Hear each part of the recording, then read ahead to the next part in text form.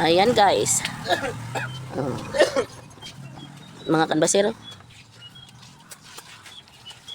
Ayan ang kolektor ngayon oh. Si Dato Buto, ay Dato Buto, Dato Bunso. Ngano nag-short man na siya, nubunubok eh. Saan ka kapitan?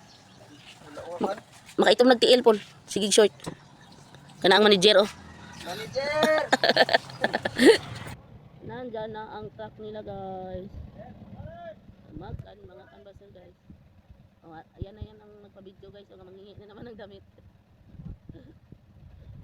Ang damit. Yan ang asawa ng kapatid ko ng Muslim guys. Yan ang asawa niya.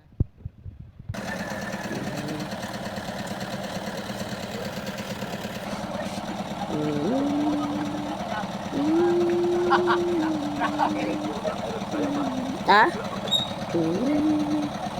Nandun sila sa Dulawan area sa lugar ng aking bayaw na Muslim kasi yung nakayalo oh, yun ang kapatid na ko nga Muslim, bunso namin.